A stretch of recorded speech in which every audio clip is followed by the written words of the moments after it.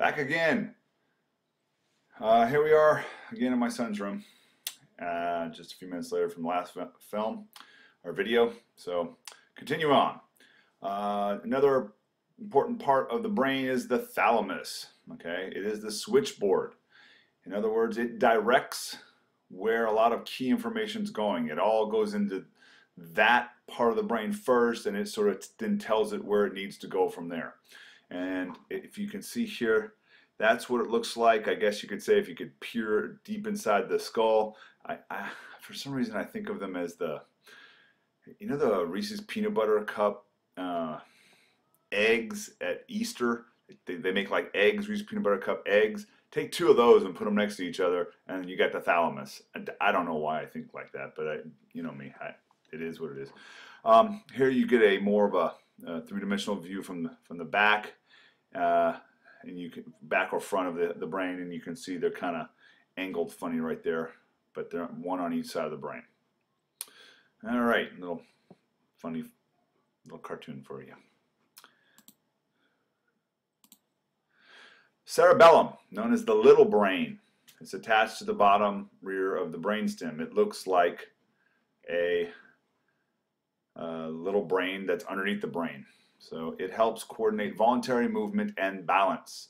For you athletes out there, when you are able to do, know where your body is in space and do, jumps and catch balls and adjust your body, or if you ever watch a gymnast on the balance beam, these are a lot of skills that are developed in the cerebellum, and you gotta practice it. Okay, the more you practice it, the more it becomes something you can repeatedly do. And another picture here of the cerebellum. Moving on.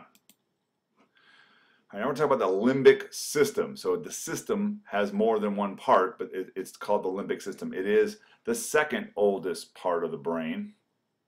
It's a donut-shaped system of neural structures. Okay, at the border of the brain stem. So it's kind of like a little helmet on top of the brain stem. Includes the hippocampus, the amygdala, and the hypothalamus. Okay, they deal with emotions such as fear and aggression and drive, such as those for food and sex. So that should, of course, by itself make it interesting.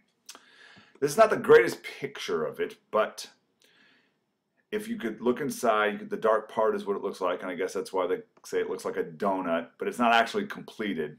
Okay, so that portion of it, if you're thinking of a donut as a perfect little circle with a hole missing, it's not going to look like that. Here you have the amygdala, which are these little spots right here. And then you have the hypothalamus, which is right here. It's called hypo because it means under the thalamus. Hypo, under thalamus. So it's the hypothalamus. And that is also connected to the pituitary gland, which is right here. All right. The amygdala are two almond-shaped neural clusters. They are compounds of the limbic system and are linked to emotion. They are what can enrage you. It's not one simple part of the brain that can make you angry or fearful, but it's more complex than that. But there is a major piece here in the brain. They have actually been able to stimulate animals as well as people, and just a lot of interesting stuff comes out of the amygdala. It's sort of like the fight or flight portion of your life. Whenever you've had to make that decision of do I stay and fight, or do I flee to hopefully fight again another day, or flee again another day, your amygdala, when functioning correctly, will hopefully help you make those correct decisions. They have found with some psychopaths, and I think there's a video we're going to watch here in class coming up.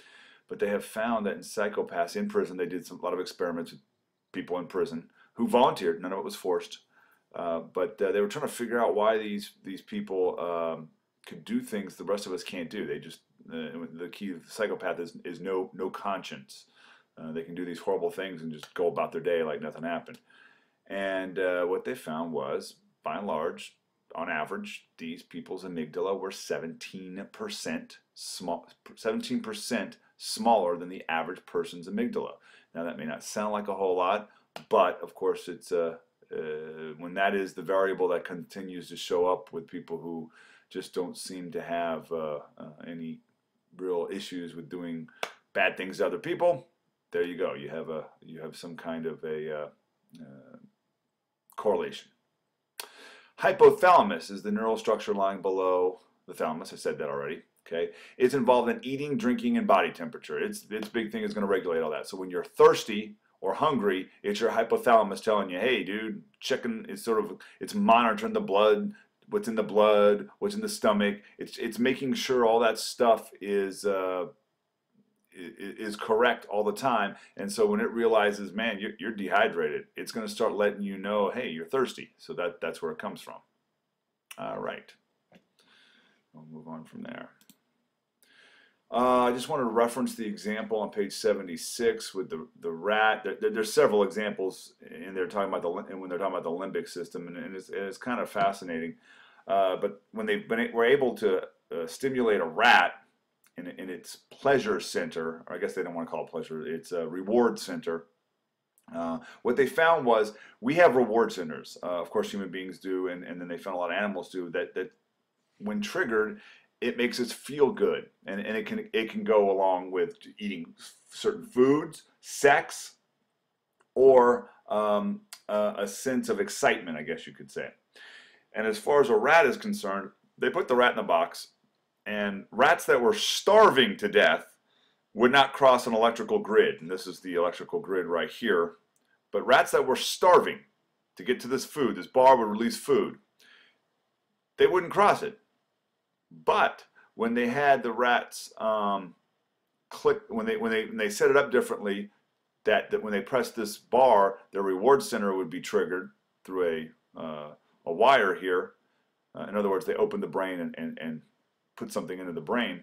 The rats sure would go across that electrical grid, shocking themselves to get to that bar to press it. And some of them, they said, pressed it to the point of exhaustion. They keep pressing it till they passed out. I've even heard some animals will press it till they die.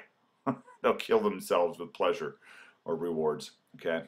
Anyway, just important to know that that's kind of like one of those, everybody knows about that experiment type things. So don't forget about reading about that one. Just want to highlight it.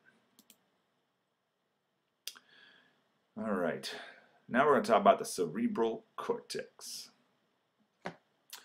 It is the intricate fabric of interconnected neural cells that covers the cerebral hemispheres. It is the body's ultimate control and information processing center. It is the outer shell of the brain that you see in pictures. Okay. It is the newest part of the brain as far as humans are concerned. It is what differentiates us from the rest of the animal world. We have this huge extra sort of helmet that goes over both the brain stem and the limbic system. And this is where our abstract thought, our judgment, our reasoning, morality, all these things go in or seem to be linked to the cerebral cortex. So breaking it down, we break them down into lobes. And you have a picture here showing you the different lobes. You have the frontal, the parietal, which is sort of the backside top of the brain. Occipital in the back. Occipital refers to sight, ocular. Then you have temporal, which is right here along your temple. Okay. Okay. And 1, 2, 3, 4. That's all of them. Okay. So frontal lobes first. They are involved in speaking and muscle movements and in making plans, judgments, thinking. Basically thinking. Again, I'm always joking. Freshmen, when freshmen come to school, they just don't have enough of the connections up here made to make good decisions. Now, all young people are the same way. Again, I know you don't really feel it. I know I never felt like, oh, geez, I don't know that my frontal lobes are as well connected as they would be one day. But I can tell you, having gone through these stages in my life, definitely there are things I'm aware of that when I was your age, I would have more or less blown off. And maybe what it is when kids talk about, well, parents are always so worried about this or that or this, that. It's because parents, adults, understand that there are certain things that when mistakes are made, there's no going back. And so they're always wanting you to think of the possible consequences that could come from your actions before you walk in through a door. I think I might have mentioned in class, maybe not, there's a reason that the kids your age, 16, 17, 18-year-olds, they have 4 times as many car accidents as adults. Okay? And your insurance is higher. There's a reason for that. And by and large, it has to do with when your frontal lobes are not yet done developing. They'll get better. And there's a lot of split-second decisions that are made that an adult will tend to make more correct decisions more often. I'm not saying it's absolute. And kids will tend to make more split-second decisions wrong. And then, of course, you have a 2,000-pound piece of metal that could hurt people. And when you make the wrong decision, it can either hurt you, people in your car, people outside your car. So it is a scary thing. So when your parents are always kind of nervous about you driving or who's in your car with you or distractions, it's very much, it's not a silly thing. It really is something that as an adult, I don't put up with. One thing that drives me nuts is when my boys, I pick them up from elementary school, and it's usually like, how you doing? Everything's fine, okay. And I start driving home, and I mean, they literally start hitting each other. And I'm like, what is going on? You haven't seen each other. And it's distracting to me. I don't want to drive wondering if these two are, bludgeoning each other to death in my back seat. So I have, on a number of occasions, and I probably told you this, I'll pull over. I'll stop the car.